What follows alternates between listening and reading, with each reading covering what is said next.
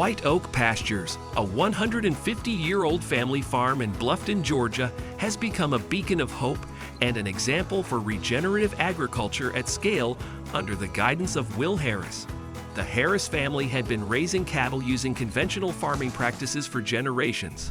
3 decades ago, White Oak Pastures was a prime example of industrial agriculture.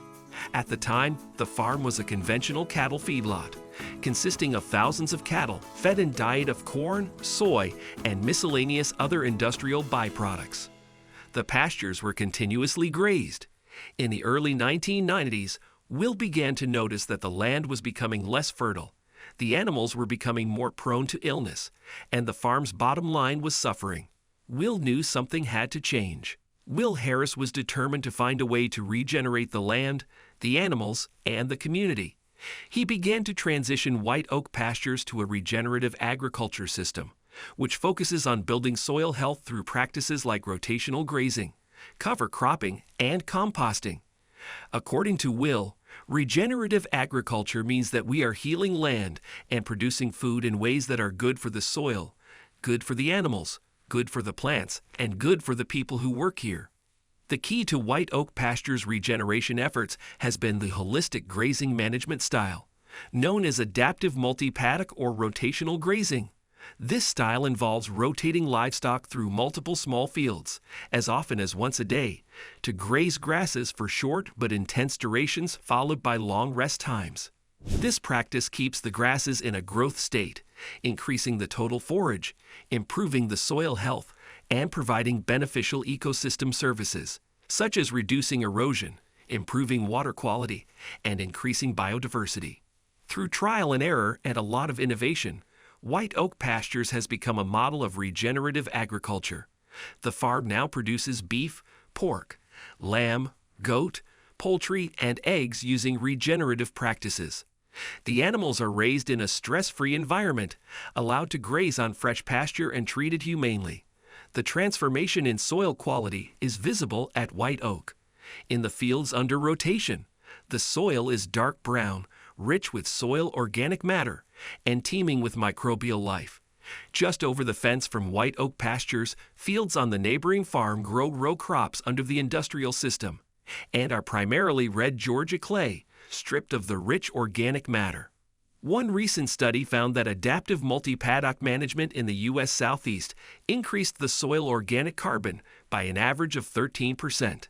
A 2020 life cycle analysis at White Oak Pastures demonstrated that this soil sequestration reduced their beef's net carbon footprint to 25% the size of conventional beef. Another life cycle analysis in the Midwest even showed adaptive multi-paddock grazing allowed raising cattle to be a net carbon sink, or a place that absorbs more carbon than it releases. Will Harris is a man with a vision. He believes that farming done properly can actually reverse climate change. He says, if every farmer in America did what we're doing, we could sequester all the carbon that's been emitted since the beginning of the Industrial Revolution in just a few years. Will believes that regenerative agriculture is the key to a sustainable future. He adds, the future of farming is not in efficiency, but in resilience. In 2016, a study was conducted on White Oak Pastures to evaluate the impact of its regenerative practices on the farm's carbon footprint. The study revealed that the farm was not only carbon neutral, but actually carbon negative, meaning it was sequestering more carbon than it was emitting, which includes his USDA processing facility and the over 150 people who drive to and work on his farm. Will Harris was ecstatic to hear the results of the study, saying, "It's the best news I've ever gotten." The researchers found that the farm was sequestering 3.5 pounds of carbon for every pound of beef produced. The farm's practices also led to a 46% reduction in greenhouse gas emissions from its operations. One big move Will made was to establish his own USDA processing facility on site. No small job. White Oak Pastures' USDA processing facility ensures that the animals are treated humanely, and the meat is processed in an environmentally responsible way.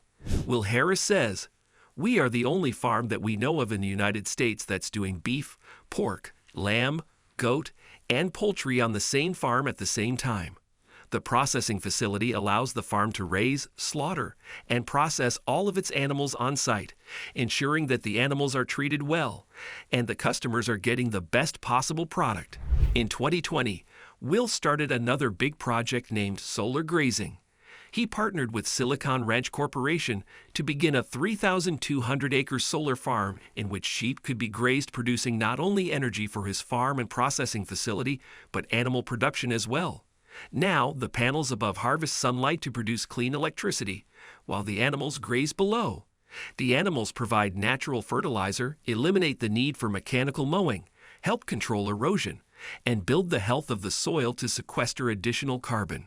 This unique symbiotic relationship keeps the land in agricultural production while also providing electricity.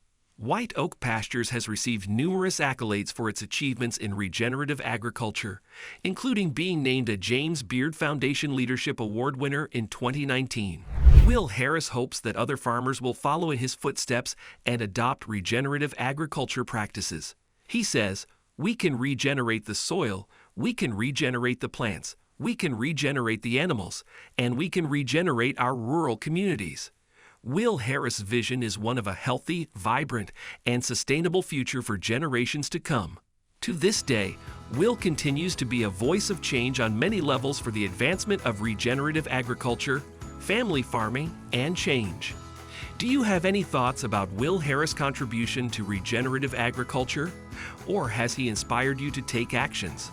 Let us know in the comments section below.